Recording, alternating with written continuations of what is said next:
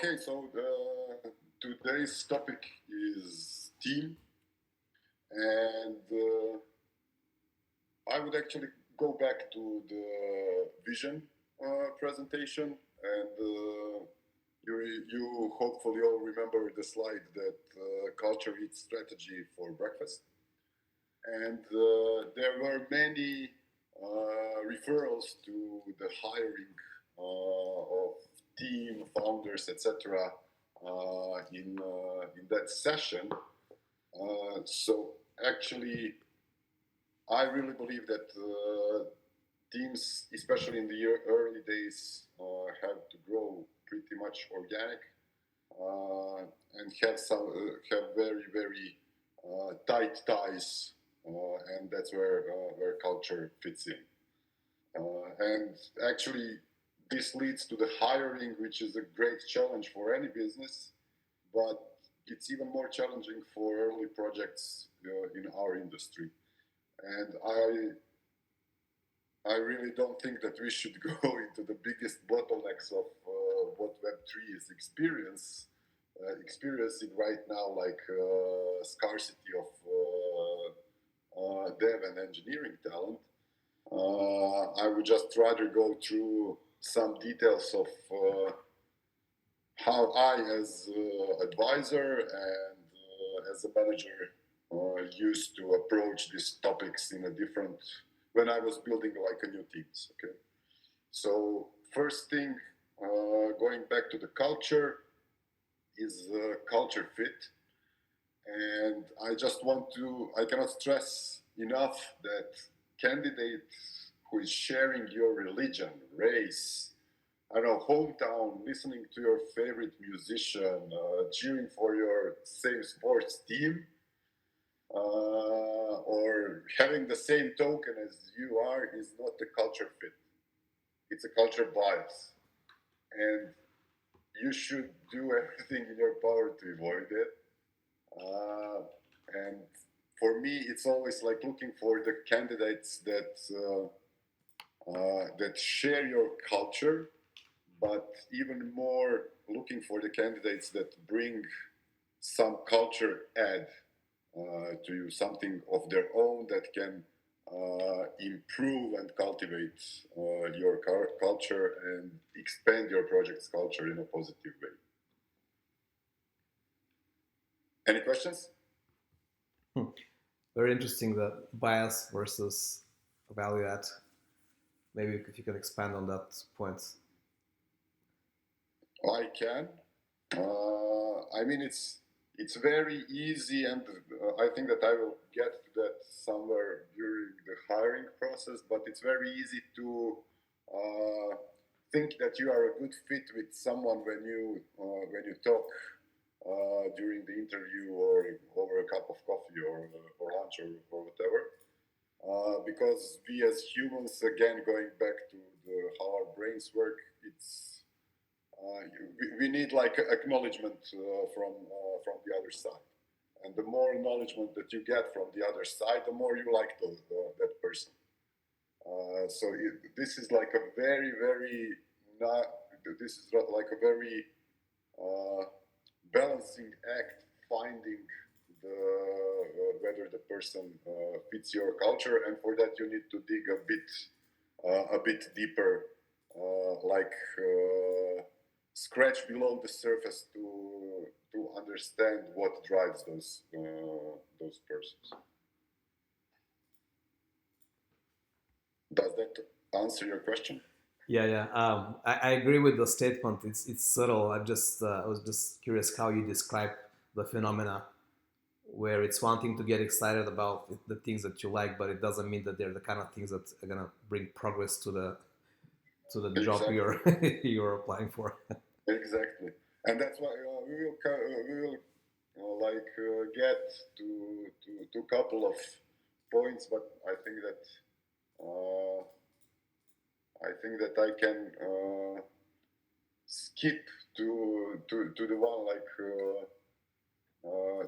that actually you as a person, you have to, or you as a manager or a founder, you have to absolutely be clear with what are your expectations, what are your goals, what kind of commitment you're expecting from this person in order for all of this to work, and actually how you evaluate those persons.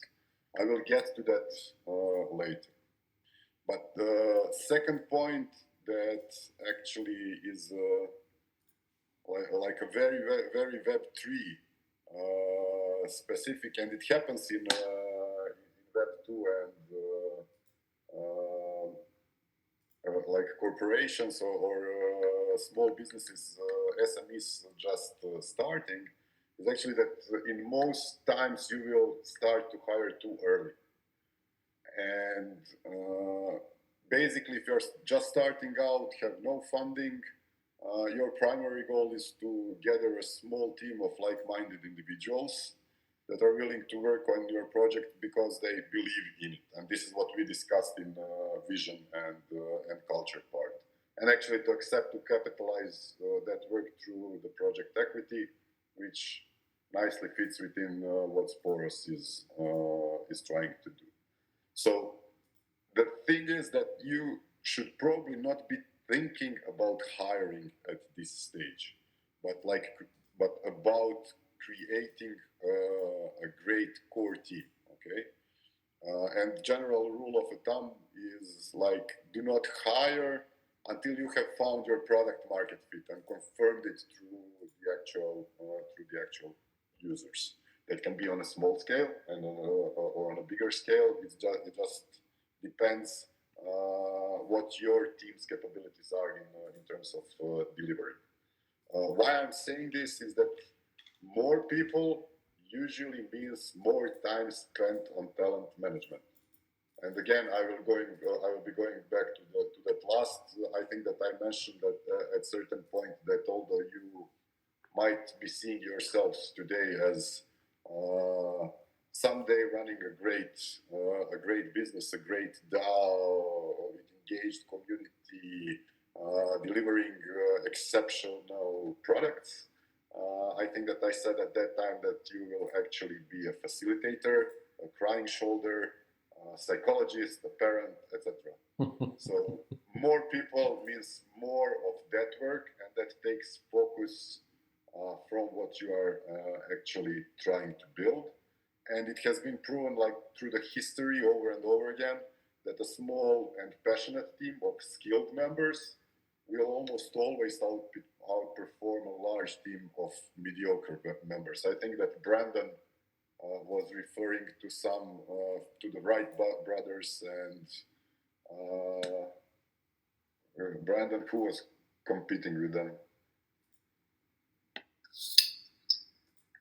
No, I think someone brought that up when I was speaking. I referred to was it Magellan and others, but I get the spirit of what you're saying. Yeah. So like it's not always about the size of a team or the size of a founding or the checks that you have, but about the passion and coordination and like the culture and the vision of the team. May I ask a question? Yes. Man, you're hitting on one after another very sensitive points. So how should early like founders, right, in a very earlier stage, think about this fork in the road?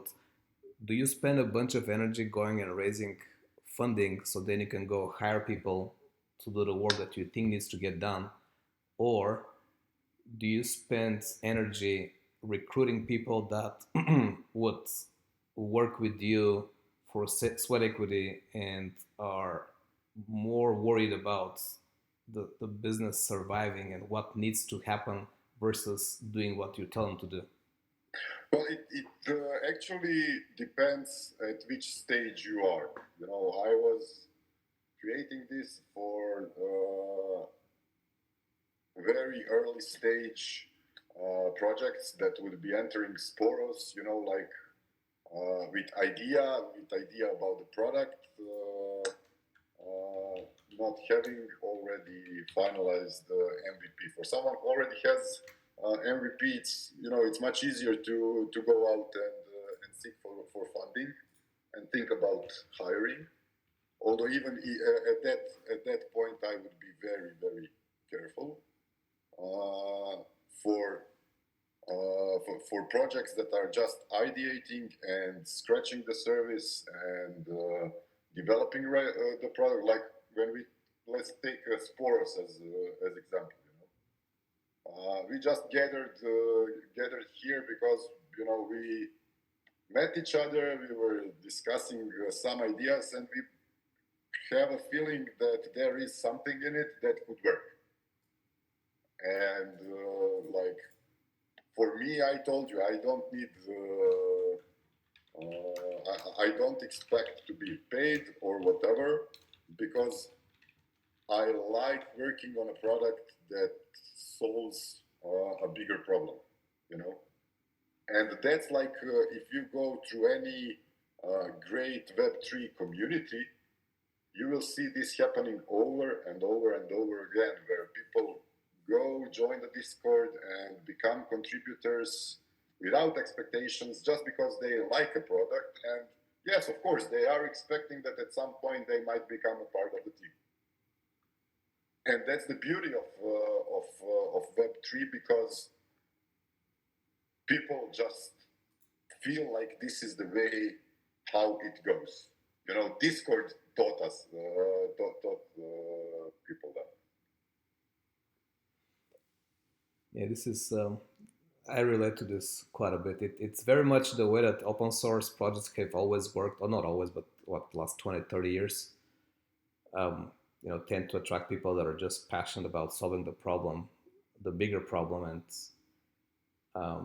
seems like everybody's aligned on direction versus raising capital and then paying somebody to do what exactly they're told to do, but that may or may not help you find product market fit. It's complicated, but it's a valid point. Like, how do you think about that? Yeah, I think that actually Web3 just brought this to a completely different level.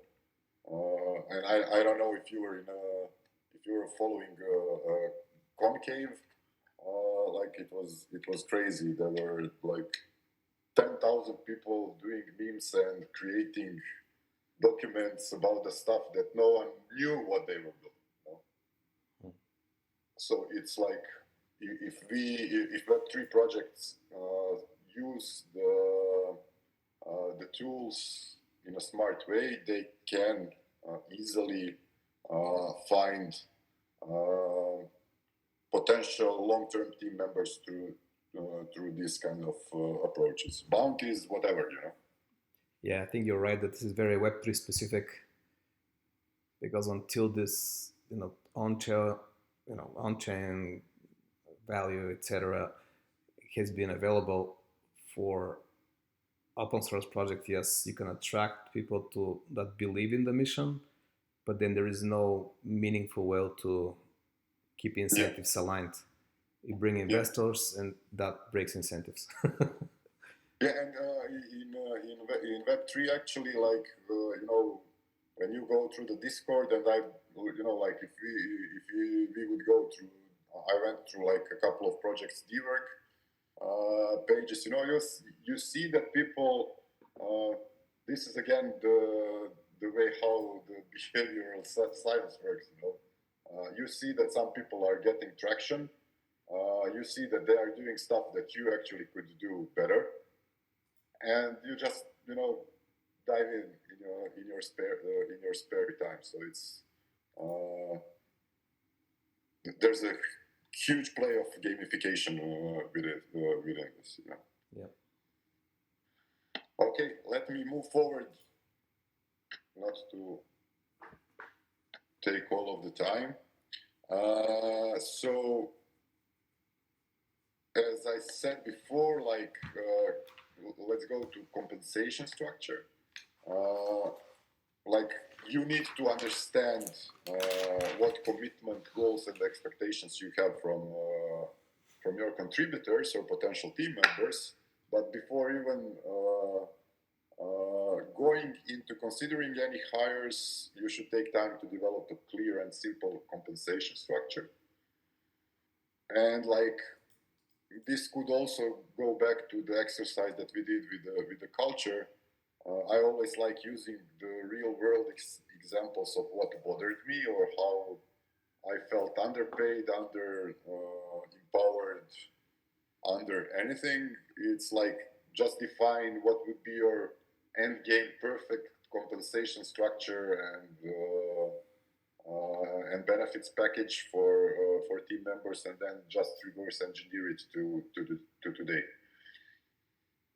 And when we start talking about compensation structure, you will definitely, if you go reading a books or reading articles on internet, you will get to the buzzword of the last decade, which says A talent. And I want to be absolutely clear here that what is an A talent for Olympus, Balancer, Ethereum Foundation might be a B talent for you. It doesn't matter how big that project is. You have to understand that you define your A talent, that comes from your project and from your needs. So when you're thinking about A talent, don't think in terms like what the A talent is in the industry, but what would be A talent skill set for each position in your project before you will be thinking or starting the hiring process.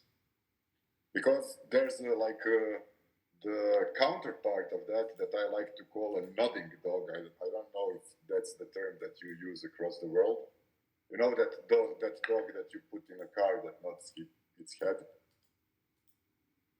And I've experienced this on all levels, so not on just early levels in the startups that I advised. I experienced this on a very senior levels in corporations, where you have nodding dog people on the team.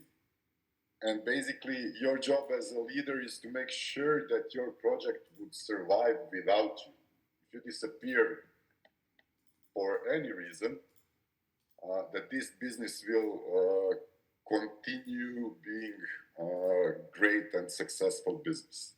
This is why it's hard, but you should be thinking to put your ego aside and look to hire the great talent who knows more than you in their field. You actually need people who will stand up to you and challenge your ideas. Because what's the point in paying people who will nod their heads and do everything you ask from them without a question, Why did you hire them then? You already did a large chunk of work for them to nod the head and do some small part of the work, and then they are expected to be paid. So you would be much better with the people who are challenging you, and you be the one who nods the head, and then they go and do majority of that task or of that job. Does that make sense? It does. I've seen this set a different way that I remember, like try to fire yourself as soon as possible. Yeah, that one is nice. Okay, so I have one more bullet point for myself that I always like to use. It's like 80-20 rule. Everyone knows about it.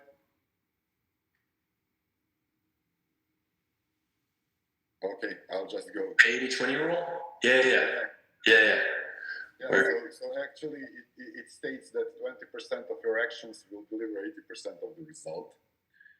So when your team starts struggling, and this happens a lot, I believe that we experienced it in Olympus. I believe that every project has experienced this. When your team starts struggling to keep up the pace in the thing is that instead of reacting with hiring, you should review what you do, review your tasks, remove or deprioritize those that are time consuming and have minimal impact on your growth. And actually just focus solely on the tasks that will deliver maximum impact, because teams and we as a person tend to go after the next big shiny thing, and sometimes we forget what brings the food to our plates.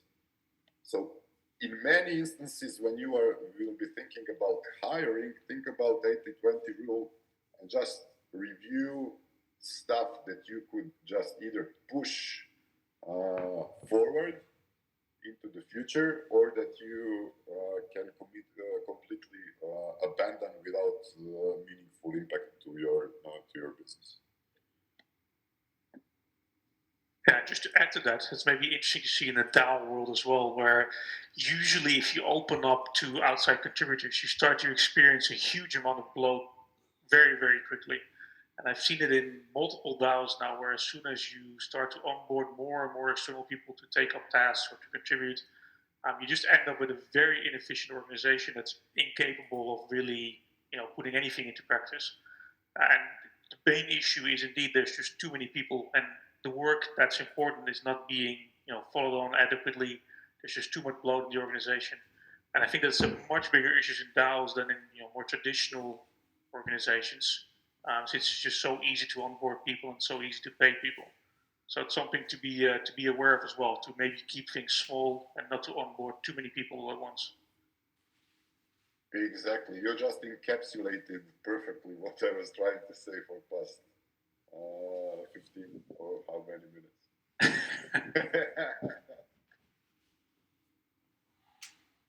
Okay, I will, if there's no other comments or questions, I will just go through like a couple of recruiting basics. So when you start thinking about hiring, I see hiring to be very challenging for people, same as sales that I pointed out at some point during our previous discussions, because it requires you to step out of your comfort zone, and especially if you're an early project and you yourself as a founder are not absolutely sure whether this thing will fly, but you have a commitment and you believe that there is something to it. And going back to how at that point to think how to onboard people, these are some of the steps that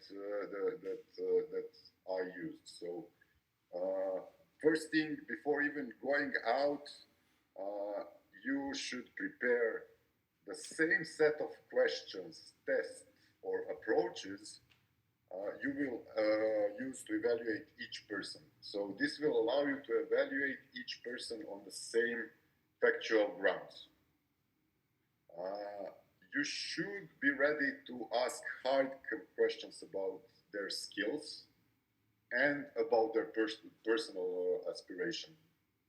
One very, very provoking question or poking a hole somewhere where you see that someone is struggling, or like going into something that you see that this person is very, very passionate about, can open like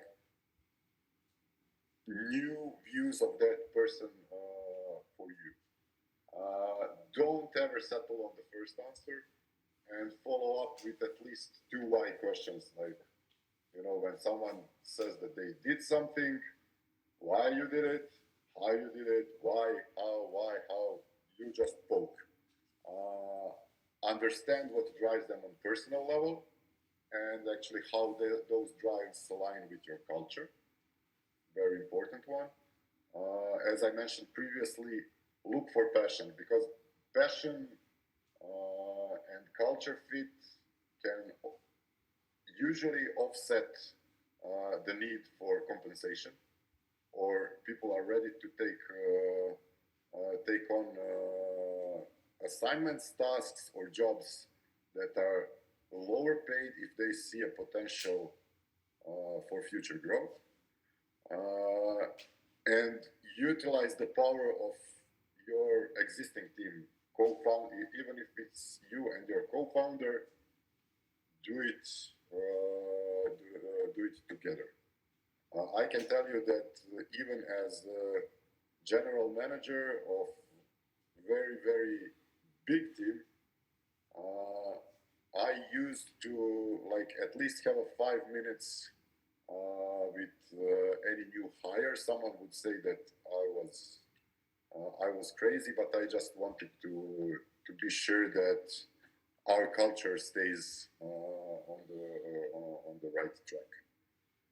And I can tell you that from my own experience, I have since the day one, I was receiving all the negative feedback and all the emails, questions, asks for improvements of the product, etc., etc. Don't leave those things only to at some point when you will be big. Don't leave it to the customer care alone. It's your responsibility to keep in touch with your communities. So first one was step out of your comfort zone. Second one, when your early project, the easiest thing to do when you are looking for someone to help you out and potentially hire is to go into your own network. It's often a very underestimated approach. In the same time, it requires you to step out of your comfort zone, so it's tough. But your network, no matter how inexperienced it might be, has the largest potential of finding you a talent that would be a good fit. So even if that means recruiting friends who tick your A talent boxes, on top of it, your network can help you find your talent. You can call or text people, and you basically, I see many projects that expect, like when they put out the tweet that they are hiring, that this single tweet will deliver the result. You have to step out of your comfort zone and talk about your project, get over your own insecurities, and actually tap into your network. On that note, I would always recommend to ask each team member to do the same. Ask your community members to reach out to their networks to apply. Those are some small and very simple steps, but they have proven to be pretty effective, because those are already people that understand who you are, what's your culture, and what you're trying to build. Any questions? Comments? No, thanks. It's very clear advice. Thank you, BigBabol. Cool. And I have a couple of more. So when we start talking about A talent, there will be a point when you will have to set for not good enough talent, but you should always start with the premise of not setting for good enough talent, okay? So give yourself the time, because usually it's like, oh, there's something burning, I need to find my A talent in X days, Don't go that route,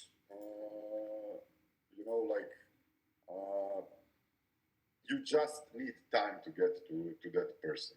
Setting for good enough will inevitably lead you to you or some of your more senior team members needing, or not senior team members. It will inevitably lead to them having more work because that talent will not be a proper fit. But if the time comes that you have to settle for not your A talent, then I would recommend to opt for a passionate but less experienced person that you will be able to coach into your A talent. So rather take that person than mediocre person that would be able to take some workload off your back immediately, because that will come back hunting you down. Because as a small project, you will need to have a talent that will be able to grow, and usually mediocre persons are good at certain task level. Or and there's a lot of talk about it right now in Web3, is like onboard a talent, like from your a talent skill set from other industries that will again need coaching, but before they start delivering expected results, they already fit the majority of your A talent requirements. So, like for example, taking on Web2 devs and helping them catch up on Solidity, Rust, or whatever you need. I would always leave the professional recruiting services as your last resort, because I believe that through your networks and everything that we discussed so far, in majority of the cases, you will get to the right person. And one thing that I saw, like from the projects that I was advising from the startups, when money starts pouring in as investments, usually people go crazy on recruitment. At this point, remember 80-20 rule, it still applies. A smaller team of A talent being paid well and working in empowering culture will almost always deliver much better result than a larger team in some kind of a corporate structure. Because as you grow, you will need and you will tend to lean towards the things that will resemble corporations, and I believe that most of us in Web3 are praying to God that this corporate mice cubes culture never happens. This may be a bit of a changing the topic slightly, but do you have any thoughts on retention? Because I think one of the big issues for founders or young startups in the crypto world is that it's very, very easy to lose your top talent, right? Because there are so many opportunities. Everyone wants to jump in and build something themselves to get this moonshot, get rich overnight, etc., etc. So, do you have any thoughts on how to retain those A talent people? Like that's a huge problem that we are experiencing in Web3, just because of dev talents are gods, and they can if they're good. Most of them will be looking to make their own projects, get rich fast, and then decide what they want to do. So that's why all of the things that I mentioned before is very relevant about aligning the culture. There's in many instances with across, even if it's corporation, SMEs, startups, or Web3s, there's this expectation from founders or co-founders or even managers, if I work this hard, I expect everyone else to work this hard. If you expect everyone else to work this hard, then it's up to you to compensate them and create a package that will allow them to develop their skill set, develop themselves, but in the same time make money that is meaningful for them, because in the end we all are working for money. Especially those top talents, it's just those will stay if they see that when the project breaks the tipping point, that actually they will be able to make a great living. they can make a great living and be completely empowered within that organization, then the incentive to get out is significantly lower.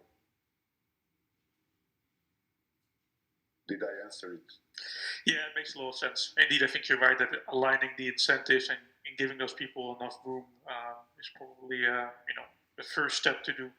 Yeah, but if someone is like a rock star, and if that person has like entrepreneurial spirit within them, that they want to do something on their own in certain point of life, then they will do that. It's just like you cannot avoid that, and I think that everyone should be like very logical and pragmatic. That actually people will live. Good people will live, even for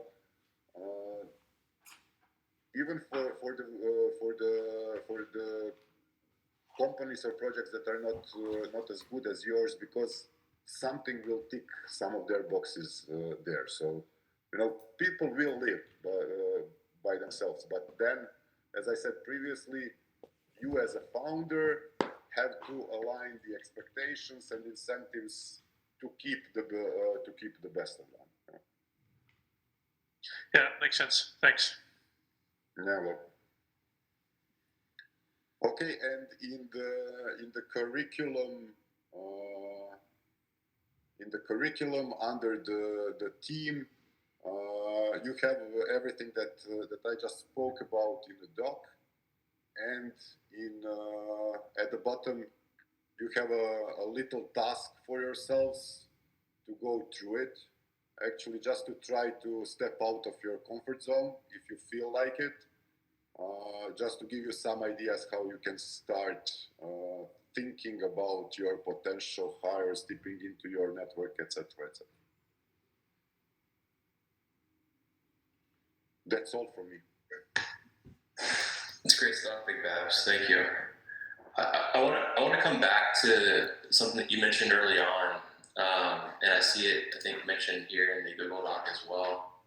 Like I think one of the most important things that you can do as a founding team early on is to collectively understand the group's objective. And I guess actually that really starts at like an individual level, but having that conversation, right? So Elon and I talk about like the North Star. What is Evelyn's North Star? What is Lipman's North Star? What's Kleb's North Star? And understanding if those are aligned, and if not, if they're disconnected, then how we need to true those up. Because if ultimately, Evelyn in his mind has an objective or a goal for Sporos, and it doesn't marry to mine, then we're already getting started on a path that's going to get disconnected at some point, and that's going to cause friction on some level. That's going to cause probably poor communication or inconsistent communication from us to the rest of the team. We're going to basically be setting up, what we're doing on a fractured foundation, and it may not show itself, 3 months from now, 6 months from now, but if that disconnect doesn't come to light, eventually it's going to rear its ugly head, right? So I think early on, having that open and honest conversation with your other founding team members about like, what is the North Star for you? Like, what are you trying to get out of this project personally, whether it's financial, whether it's kind of a social good, whatever it may be, right? Whatever you're trying to do, and then making sure that your founding team members are on the same page.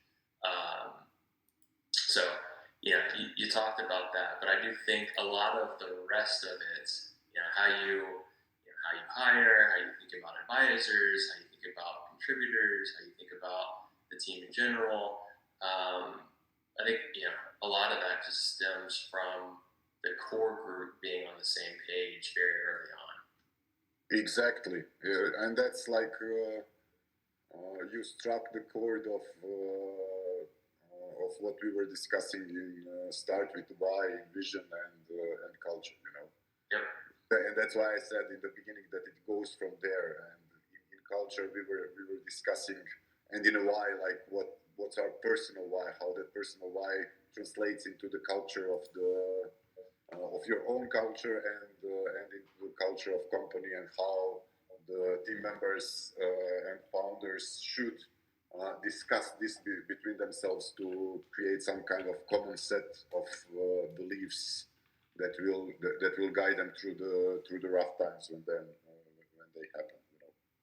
Yeah, you're exactly right. I mean, it's all very much like intertwined and related, and even continuing down that same journey, like having a clear understanding of the why, and what those beliefs are as individuals as well as a company, kind of the ethos of what you're going for. All of that, even to the hiring process, right, is very related, because in early days, you as founders can probably touch all new hires and conduct the interviews yourselves and whatever, but there's going to be a point in time, if you're successful, where that's not going to be the case. It's going to be you're going to be one arm removed from hiring somebody, or a couple of steps removed from hiring somebody, because you just can't do it.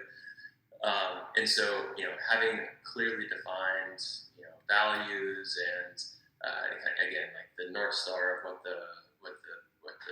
you as a company are trying to accomplish is, and then thinking through what does an A player look like, right, back to your earlier point, so that you're clearly communicating to the rest of the team. Not only do you have a clear understanding, but you're able to then communicate that understanding to others, so that you're not playing this game of telephone, as they call it here in the U.S., where it's like, okay, I think I have a sense of what an A player is, but then once this other person on my team is responsible for hiring for this particular project, I haven't done a good job of communicating what an A player is, and thus I don't get an A player, I get a C player, or I get something less than an A player. I think that in that culture part, I shared there's a link to a video from the author of the Netflix book B2B. I cannot remember the title right now, which in my opinion is like Web 2.5, like they actually went like destroying some of the old corporate habits in order to get to this what we are trying to do, like early Web3 in terms of hiring and thinking about the talent. So I would strongly recommend to watch that video and even read the book. For me, it was like a very, very like it just sounds logical, but you are absolutely aware that it's pain in the ass to put that in practice, because people are just not used to work in that kind of environment, and we have like a problem with Web3, that people consider DAOs as la la lands, where I will go and I will do this and I will do that, and I will like a place where you would have a complete freedom without the structure. And I think that this is where the DAOs are currently struggling the most to create this fine balance between the freedom, the empowerment, and actually doing. Mm-hmm. Mm-hmm. Yeah, I think it's this funny balance, right? And it's really no different than like the traditional business world. DAOs aren't.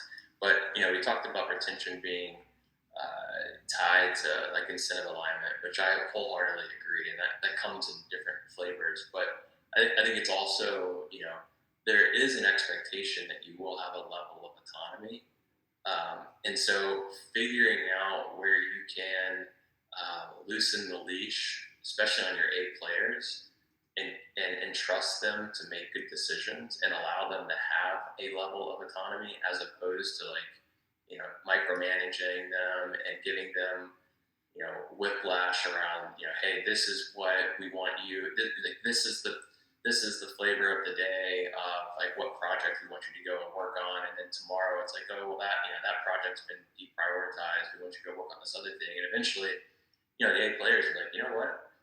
Not only can I get paid better elsewhere, but I don't have to deal with like the bureaucracy and the overhang and just the day to day consternation of working in this place, right? So it's this balance. In my opinion, what DAOs are having to try to figure out from a retention basis is not just the comp, but also like the work style and letting A players run free, but at the same time like that balance, not to keep using the same word, but that balance of like kind of keeping them between the rails too. And I think too, we were talking about keeping teams lean.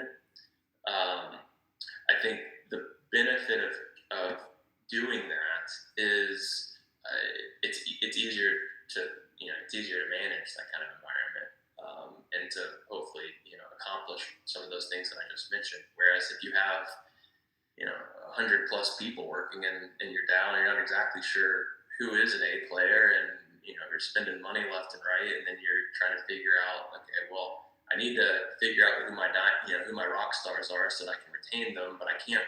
It's really difficult for me to create a comp plan for those people and not have the same comp plan for all these other people that I'm not exactly sure if they're providing value.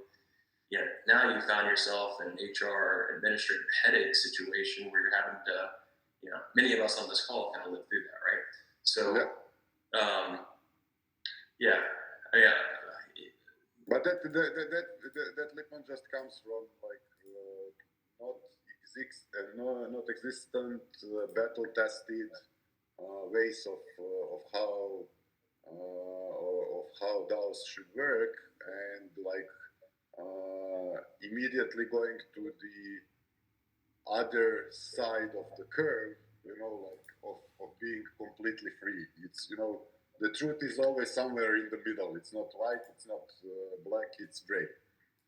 So DAOs went like completely to the opposite side of regular businesses or corpos, and now they just have to move slightly to the middle or to the gray area to find the ways and the rails and the way how the people interact and work together in a structure which fits the mentality of the DAOs.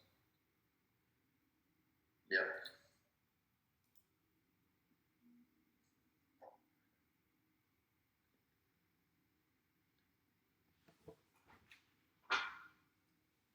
Cool. Questions from any of the teams? Thanks, BigBabs. Everyone fell asleep. Yeah, you guys want to share some of your battle experience so far in forming teams? How you've went around to recruit the right people and get building with you? Well, I never had experience of building a Web3 team. Hopefully one day.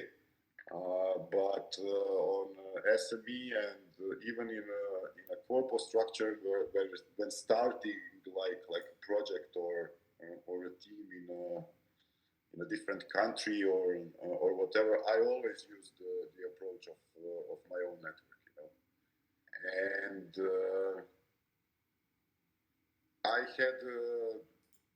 I always utilized this mantra that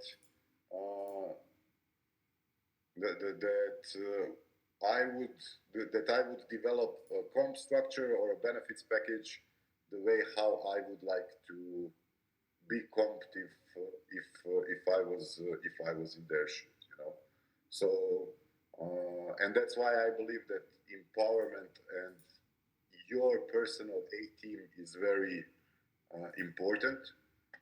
That at any point, like from the day one, Lippmann said a very important thing about trust. My standing point is if I go and hire someone, I just go from the position that trust is given, not earned, because I expect that I did a good choice, and that this person should help me make the business go in the direction that I want it to go without much of my interference. So actually, everything that I always did, I did to make my life easier so that I could be focused on the stuff that I like doing. So everything that I spoke before is actually from my own experiences, and then from like following dozens of DAOs, contributing in one, like seeing what's going on around. It's just very logical, like conclusion, and I can see a big picture of what's going on. So I would always recommend start from who you are, what are your, what you are fired up about. Find similar persons that can bring additional fire or additional oxygen to that fire, and do everything in your power to comp them properly. And actually to empower them to do their business. I used to be a micromanager. I'm not ashamed to say that, but at a certain point of time, I was about to burn out and actually decided to take like a month-long vacation, and that was like a test for me to see whether my team could survive without me. They contacted me maybe 3 or 4 times to ask how I was doing, and they did all the work that needed to be done. So like those are my my experiences. I like always doing what feels natural. Let's call it like that. If on the other side you are a micromanager and you want to run your company in a micromanagement style, by all means you can find people who will operate in that kind of organization. I just don't like working in those kind of organizations. Thank you, Babs. Kesh, Jose, Rafael, do you guys have any questions or anything you want to share about your current challenges with building the team out? No questions. I think it was very clear and very helpful. And as the strategy for us for building the team has so far been getting involved in hackathons, and we have been meeting interesting people. I can share that tip with you guys. We are doing like a 2-step process because we agree that it's very important that we have that we keep our culture tight and we have passionate people in our team. So if there's a fit on the, let's say, on the technical stuff on the hackathon, then the second stage that we're doing is doing a short-term project with that person. And if it works fine, short term, like 2 weeks to 1 month, if it works fine, then we go to a full-time position. Just sharing this with the group, just in case it helps anybody. So you're saying that you organize hackathons or you participate in hackathons? No, we participate in the hackathons that are there. Hackathons are, and most important, attract a lot of talent. Yeah. So it's a great place to meet more people. Get you. So you participate, you start a project, and you meet up with the people that are looking for teams to join a project. Correct. Sometimes we join teams. The full idea, so the ultimate idea is just to meet other people, evaluate them on their technical skills during the hackathon, pick their interest on the project to see if they could be attracted to it, and and then move to the second stage. No? Are you finding that some hackathon organizers or platforms are better than others? Well, so far we've been focusing on the Ether hackathons, no? But I don't know, Rafa, do you care to give any input on this? Well, yeah, we've been participating in hackathons. We found Water Reptile, one of a front-end developer, and well, currently I'm still working with him. Since I work with him in the hackathon, there are certain trust. But well, as Jose said, we're still like in a proof period where we're going to see how good is him in a real production project. Mm-hmm. So you're focusing on the Eve Global organization? Right now, yes. Gotcha. Cool. I met up with Opni about a year or two ago, I forgot, through a DevPost hackathon on something about COVID healthcare related, and we worked on a AI project there. So I agree that hackathons can be sometimes a lot of work, but it's a way to also find really good talent. Yeah. Cool. Yeah, Mohammed and I actually met through a hackathon. Wow, there we go. Which platform? Eve Global. Eve Global again, okay.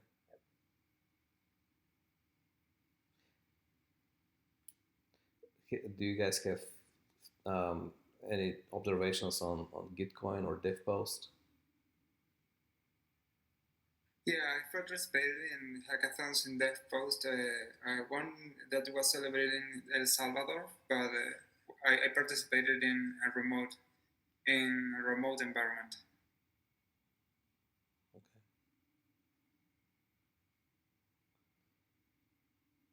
Okay. Good stuff. Okay.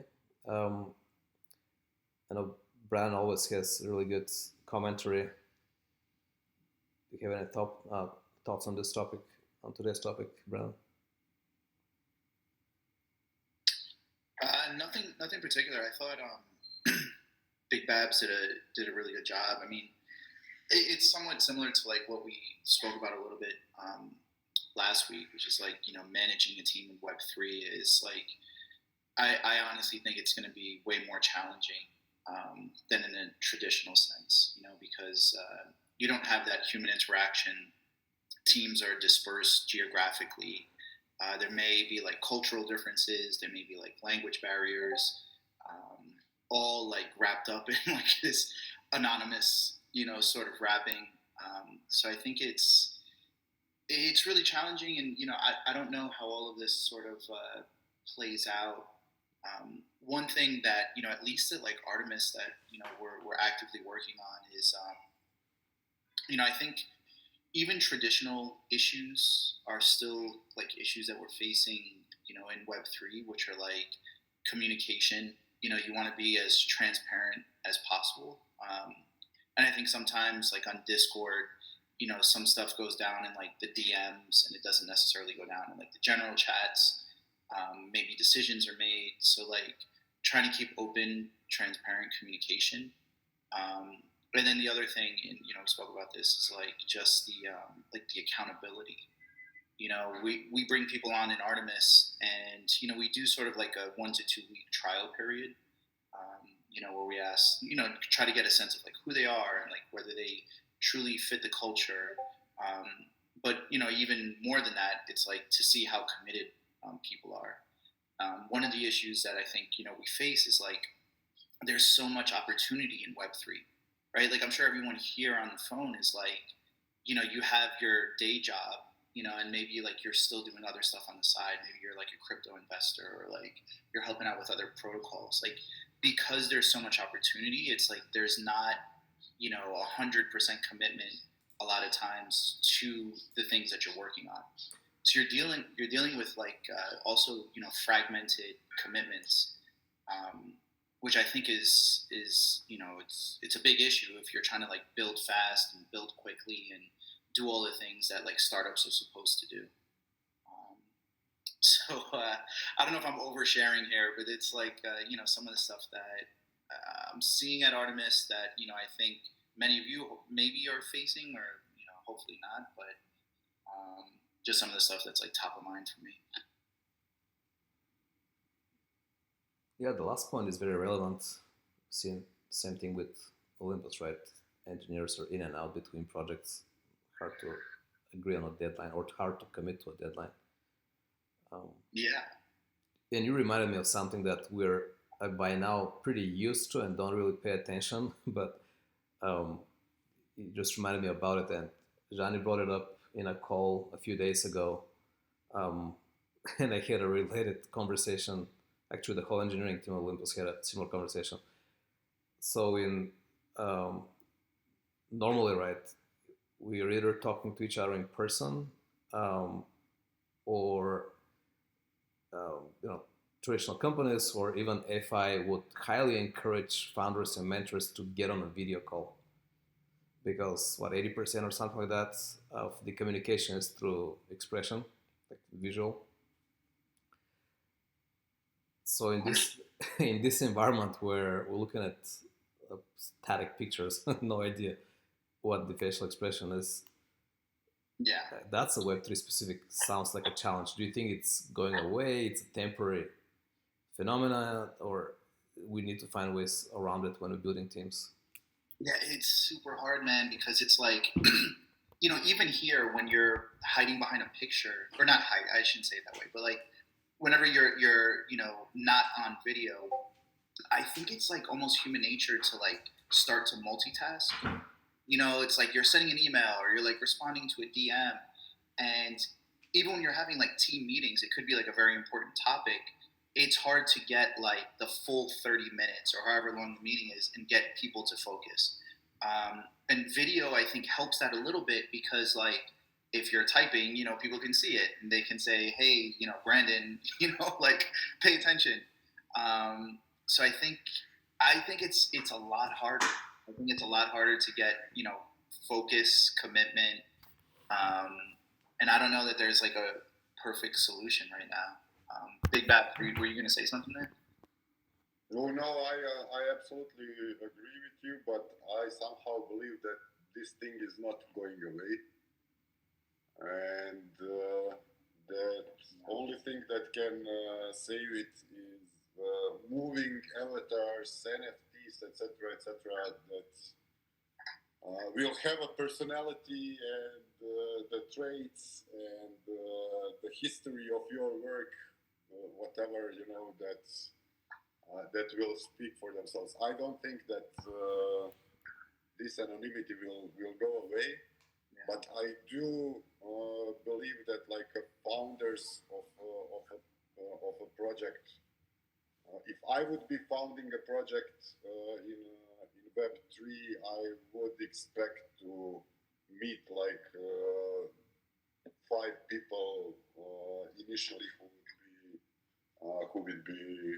would be working on it. What do you mean meet 5 people? In person? Like on a video call. Mm-hmm.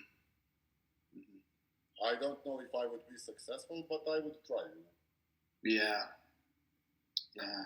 I mean, I'm curious, like, even here, it's like an interesting sort of case study. Like, how many people here would feel comfortable being on video?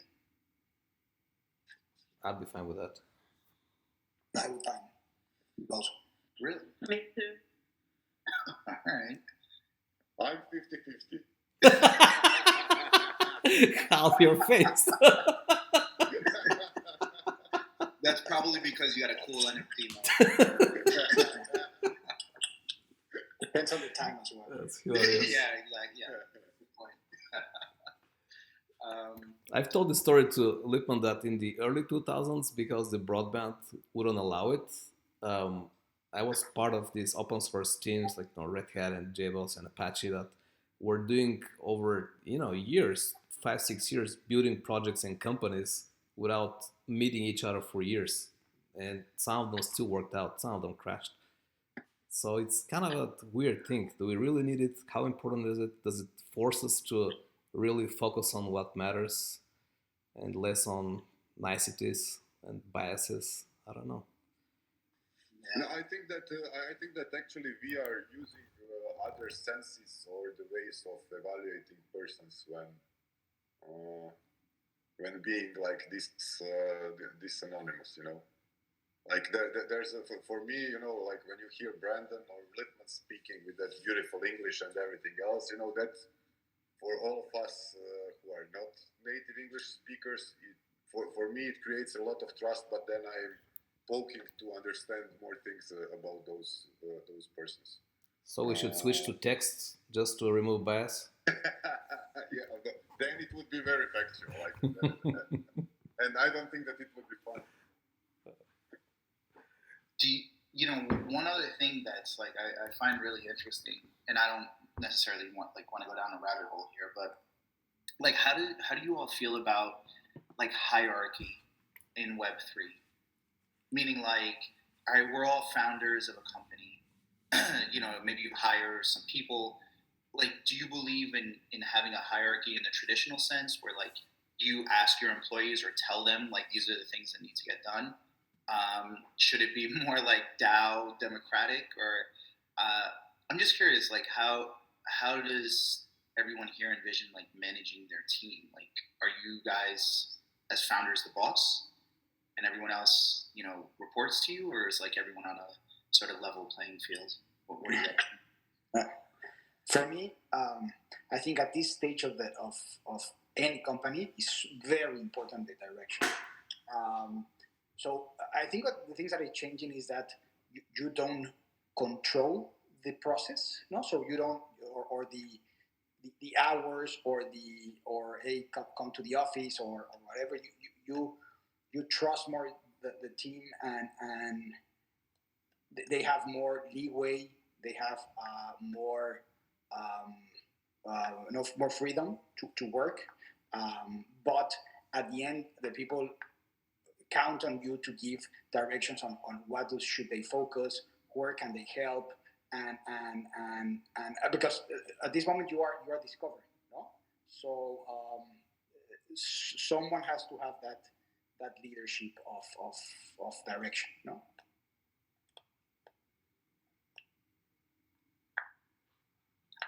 That makes sense. Yeah. Yeah, I have this like for past 6 months, like this mantra of people joining DAOs thinking about it as a La La Land, and like we as a humans require direction, and there's nothing wrong with it if it's in a controlled and a goodwill, and it's handled in a controlled and a goodwill manner. You know, like there will always be a founder or someone or a few people who started the project, and people will always by default be looking for them for some kind of North Star idea, guidance, feedback. When the team grows or when the DAO grows, especially in DAOs, certain members or contributors create a cloud or create their own rank that people acknowledge, and people would be turning to those people. Which is not that different than in a regular companies, but I think that it opens like a very nice door for Web3 to create a structure or like an organic structure as project grows. But you know, I remember when I first started contributing to Olympus, there was no onboarding. I went in, they said, okay, take something, do it, and break it, and then we will ask questions later. me being old boomer, that's like okay, nice, but it lacked like this, like where, why, how, etc., etc., etc. So I think that by default people look to leadership, but not in a corporate sense. It will be more like earned earned leadership, battle tested, etc. If that makes sense. Yeah, yeah. I from my perspective, I think you guys are spot on. It's Yeah. that question is also what makes me pretty excited about what could be an interesting experiment in Web3 specifically, because typically we don't have a good, reliable way to trust and verify, right? So typically you need some kind of hierarchy or responsibility assignment, and power means responsibility, right? And you need, for efficiency purpose, you need to do that. Like, okay, I'll take responsibility, I'll jump on that and expect to be rewarded, but I don't expect to be punished if I mess up. Um, Starting to get these things like based on merits, recognizing, delegating power, but keeping it all on the record in a verifiable way, I'm hoping is going to make that notion of hierarchy more about trust and verify, and all about efficiency and less about politics.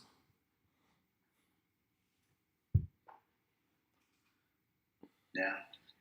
I mean, if I may, like, catch other teams, like, how are you guys viewing sort of, this leadership question? Like, you guys are founding a business, and curious how you think about bringing people on and like giving them direction.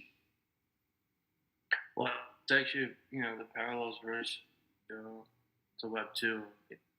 As BigBabol meant Web 3, and sort of like this ocular view of thinking and like everything is like YouTube, situation. But as somebody who's founding a company in the space, I think leadership is something that's very important, sort of dictating both strategy and direction, as Jose also mentioned. And as somebody who has worked in Web3 and contributed to DAOs, I would have also appreciated that sort of clear leadership, because I myself have wasted a lot of time, working on projects in terms of UI, and wasting weeks just because the direction was not set. So definitely bringing those things that I personally didn't like into my leadership situation is also important for me. Lovely.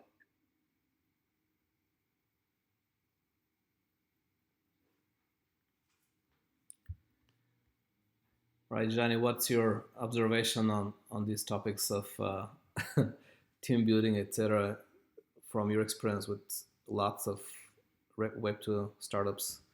How much of that translates here, and what's new in the Web3 world? So out of my personal experience, and also observing how founders are struggling in the early days when they're setting up their co-founder relationship, and then later on, first team members, always the question like cheap interns or expensive senior people and all these things. I think leadership here translates into something like a coordinator role. There always needs to be someone who is like, hey, next meeting is then. And like, you always have these personalities that are all, team members sharing this same structure, coordination, and like desire to put things into, order somehow. So what I see in teams, especially in the beginning, there is usually naturally one person leading this, whether it's a kind of founder / CEO or someone who just naturally has this skill. But in my opinion, you need this role in a team. Doesn't matter who is like formally and what's the title and so on, but somebody's kind of, throwing tasks and coordinating things and doing the project management. I don't know if you see the same patterns. from your experience. Yeah, definitely. I'm terrible at that. Keeping I'm everybody really good at organized. that. Yeah, keeping the train on track. Interesting. All right. Good discussion. I enjoyed and I learned as usual a ton. Yeah, that was good stuff. Big Babs, thanks for leading the effort on that. Thank you for bearing with me. 50-50. You give Brandon and I too much credit. We like your silky smooth narration voice. So I always look forward to when you're presenting. Trading compliments here. Silky smooth is spot on. That's how it is. Yeah.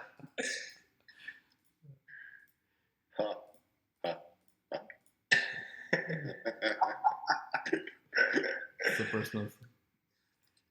Cool. All right, thanks a lot, everybody. We have a few more minutes. Any other topics anybody wants to cover?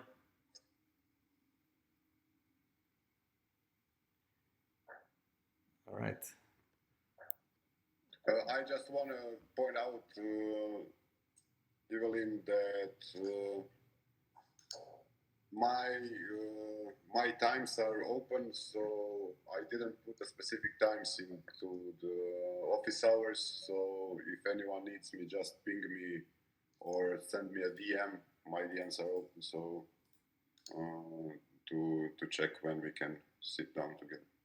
Thank you very much. Thanks, Babs.